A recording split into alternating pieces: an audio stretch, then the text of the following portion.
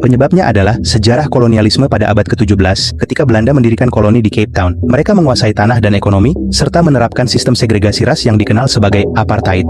Sistem ini memisahkan orang berdasarkan ras, dengan kulit putih memiliki hak dan privilege yang lebih tinggi dibandingkan orang kulit hitam. Orang kulit putih dikonsentrasikan di wilayah-wilayah tertentu, memiliki akses pendidikan dan kesehatan yang lebih baik, dan mendominasi sektor ekonomi. Apartheid juga menyebabkan ketimpangan ras yang signifikan di Afrika Selatan. Populasi kulit putih, meskipun minoritas, memiliki kekayaan dan kekuasaan yang jauh lebih besar dibandingkan orang kulit hitam. Sobat Fakta, populasi kulit putih di Afrika Selatan merupakan hasil dari kolonialisme dan sistem apartheid yang berlangsung selama berabad-abad. Saat ini, sekitar 9% dari populasi Afrika Selatan adalah orang kulit putih. Mayoritas orang kulit putih di Afrika Selatan adalah keturunan Belanda, Inggris, dan Jerman. Meskipun apartheid telah berakhir, dampaknya masih terasa hingga saat ini dan Afrika Selatan masih bergulat dengan isu kesenjangan ras dan sosial.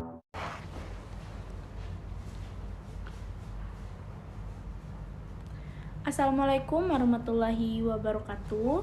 Salam sejahtera untuk kita semua. Perkenalkan, saya Darvi Perlita Kurniawan, mahasiswi Prodi Ilmu Politik Universitas Jambi. Video ini saya buat untuk memenuhi tugas akhir semester pada mata kuliah Politik Representasi. Melalui video ini saya akan membahas tentang bagaimana keberhasilan Afrika Selatan dan kegagalan Suriah menyelesaikan konflik dan sistem parlementer. Sebagai negara dan sejarah panjang konflik politik dan sosial, Afrika Selatan telah berhasil menunjukkan kepada dunia bagaimana sistem parlementer dapat menjadi alat utama dalam membangun perdamaian dan rekonsiliasi. Melalui video ini, saya akan menjelaskan secara rinci bagaimana sistem ini bekerja, tantangan yang dihadapi, serta keberhasilan dan kegagalan dari kedua negara tersebut. Mari kita simak bersama, dan semoga pembahasan ini dapat menambah wawasan kita semua. Afrika Selatan memiliki sejarah konflik panjang, terutama di bawah apartheid 1948 hingga 1949. Sistem diskriminasi rasial yang menyingkirkan mayoritas kulit hitam, peralihan ke demokrasi pada tahun 1994 menjadi tonggak penting bagi negara ini. Dengan sistem parlementer memainkan peran kunci dalam rekonsiliasi nasional dan penyelesaian konflik. Sistem parlementer memungkinkan membentuk struktur pemerintah yang inklusif, partisipasi politik yang luas, serta mekanisme penyelesaian sengketa secara damai. Hal ini dapat membantu Afrika dalam mengatasi perpecahan sosial, politik, dan ekonomi yang diwariskan dari era apartheid. Struktur sistem parlemen bikameral. Majelis Nasional bertugas membuat undang-undang, mengawasi eksekutif, dan memilih presiden. Anggota dipilih melalui sistem proporsional berdasarkan suara partai, sehingga memberikan ruang bagi berbagai kelompok politik. Dewan Nasional Provinsi mewakili kepentingan provinsi dalam proses legislasi nasional. Yang kedua, sistem representasi proporsional. Sistem ini memungkinkan inklusi partai-partai kecil dan minoritas dalam proses politik. Semua suara dihitung melalui kelompok yang memiliki kesempatan untuk kontribusi dalam pengambilan keputusan. Ketiga, mekanisme penyelesaian konflik melalui debat di parlemen. Forum parlemen menyediakan ruang terbuka untuk diskusi berbagai kontroversial, seperti reformasi tanah dan redistribusi ekonomi. Komite khusus dibentuk untuk menangani isu-isu tertentu seperti reformasi hukum, ketimpangan sosial, dan hak asasi manusia. Konsensus politik. Pemimpin partai politik bekerja sama melalui dialog dan negosiasi untuk menyelesaikan permasalahan konflik tanpa kekerasan. Tantangan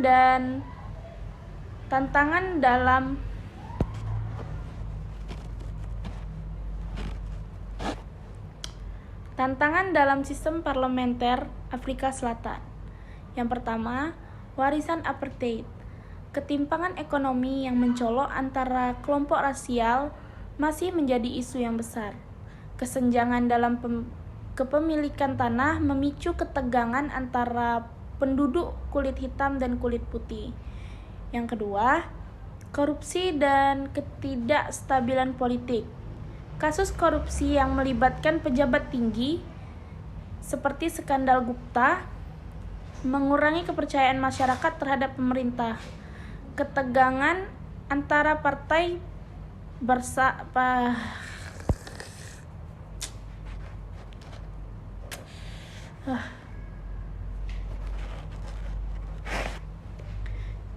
Ketegangan antara partai besar seperti ANC, DA, dan EFF sering menghambat proses pengambilan keputusan. Yang ketiga, ketidakpuasan politik. Meskipun demokrasi berhasil mempertahankan, banyak masyarakat masih merasa tidak puas dalam lambatnya perubahan sosial ekonomi.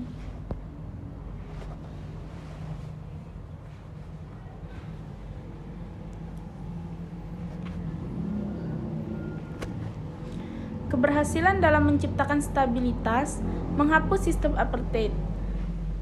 Peran parlemen sangat penting dalam merancang konstitusi. Studi kasus salah satu konflik besar yang berhasil ditangani melalui sistem parlementer adalah isu distribusi tanah. Sebagian besar tanah subur dikuasai oleh mayoritas kulit putih. Parlemen menyetujui legislasi untuk redistribusi tanah secara adil dengan tetap menghormati hak-hak kepemilikan.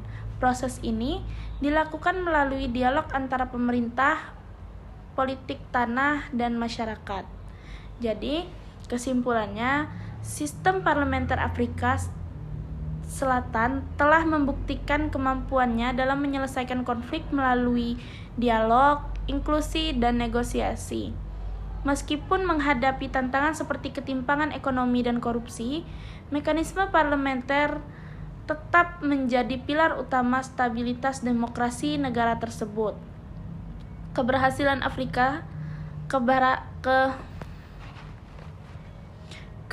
Afrika Selatan dalam mengakhiri apartheid, menciptakan konstitusi inklusi, dan menjalankan pemilu yang adil menjadikan model bagi negara lain yang menghadapi konflik internal.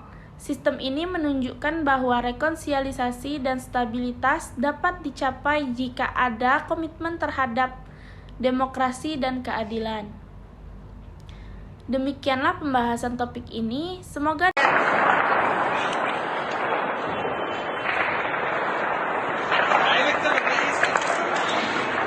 القصر عم يتعفش صراحة، يعني عايش عيشة يا حرام يا حرام، شي بزعل.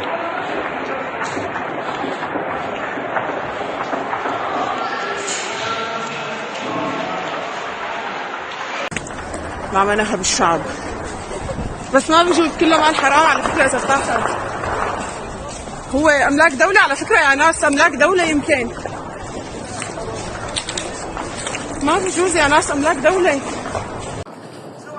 مدخل قصر الجمهوري، هاي الدوام اللي صاروا بقصر الجمهوري، هاي الدوام اللي صاروا بقصر الجمهوري يا بشار الكلب.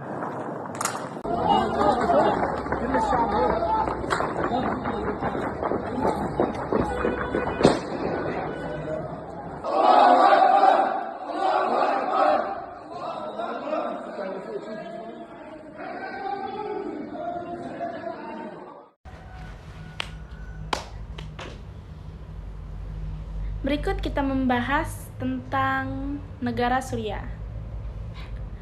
Suriah adalah negara yang terjebak dalam konflik internal yang berkepanjangan sejak 2011, yang dipicu oleh demonstrasi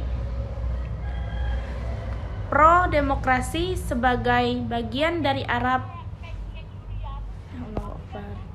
Berbeda dengan negara-negara lainnya yang berhasil melakukan transisi damai, Suriah tidak mampu menyelesaikan konflik melalui mekanisme politik dan sistem parlemen. Faktor utama ketidakmampuan ini adalah lemahnya sistem parlementer Suriah yang didominasi oleh otoritarisme, tidak adanya dialog inklusif, dan kurangnya legitimasi pemerintahan di mata rakyat. Akibatnya, konflik meningkat menjadi perang saudara dan berbagai kelompok bersenjata yang saling bertempur. Struktur sistem parlementer di Suriah. Yang pertama, ciri sistem pemerintahan Suriah. Sistem semi-presidensial. Suriah memiliki presiden yang memiliki kekuasaan eksklusif yang sangat dominan. Parlemen, Majelis Rakyat memiliki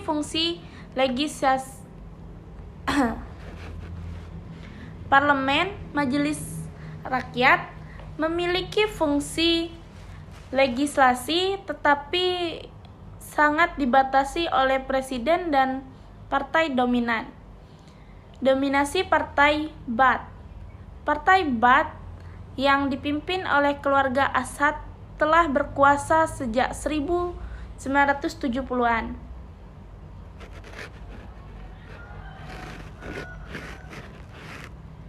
Sistem parlementer hanya menjadi formalitas untuk mempertahankan kekuasaan rezim tanpa memberikan ruang bagi oposisi. Yang kedua, keterbatasan parlemen dalam menyelesaikan konflik, ketidakadaan representasi politik yang adil.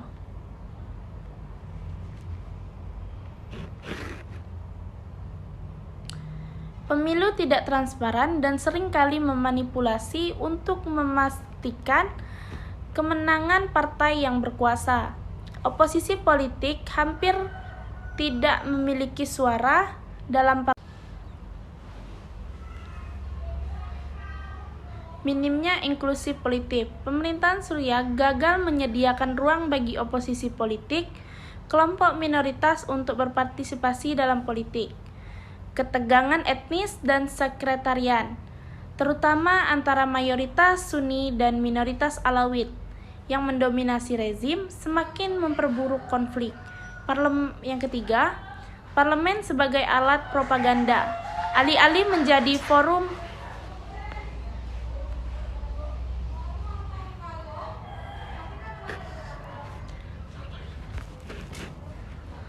parlemen yang menjadi alat propaganda, alih-alih menjadi forum untuk menyelesaikan konflik, parlemen Suriah hanya berfungsi sebagai alat untuk melegitimasi kebijakan otoriter rezim Assad. Tidak ada mekanisme nyata untuk debat politik atau menyelesaikan sengketa. Yang keempat, intervensi asing dan konflik multilateral.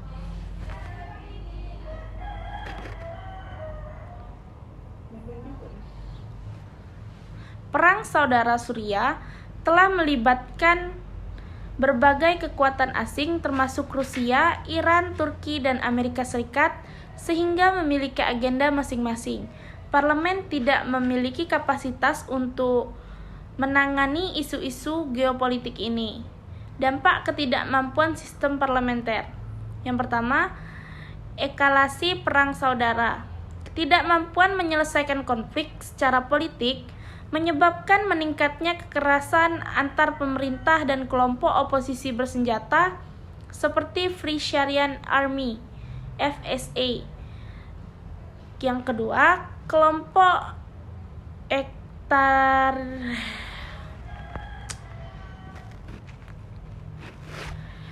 kedua, Krisis kemanusiaan. Lebih dari 5.000 orang.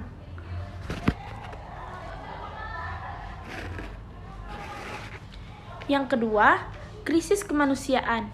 Lebih dari 500.000 orang tewas dan jutaan lainnya menjadi pengungsi atau terlantar di dalam negeri. Infrastruktur negara hancur dan ekonomi yang runtuh. Ketiga, polarisasi sosial. Ketegangan sektarian antara Sunni, Alawit, Kurdi, dan kelompok lainnya semakin dalam. Tidak ada upaya dari parlemen untuk mempromosikan rekonsiliasi nasional. Perbandingan dengan negara lain, Afrika Selatan, sistem parlementer yang inklusif memungkinkan dialog antara kelompok dan menyelesaikan konflik apartheid. Sedangkan Suriah, sistem parlementer inklusif dan dikontrol oleh rezim hanya memperburuk konflik. Jadi kesimpulannya, Suriah tidak mampu menyelesaikan konflik melalui parlementer karena beberapa faktor. Yang pertama, sistem parlemen yang lemah didominasi oleh otoritarisme. Yang kedua, tidak ada inklusivitas politik yang melibatkan oposisi dan kelompok. Konflik Suriah menunjukkan pentingnya pemerintahan yang transparan, inklusif, dan demokratis dalam menciptakan stabilitas tanpa reformasi yang signifikan. Sistem parlemen Suriah tidak akan mampu menjadi solusi untuk konflik yang berlarut-larut. Demikian pembahasan topik ini. Semoga dapat memberikan pemahaman yang lebih dan jelas dan bermanfaat bagi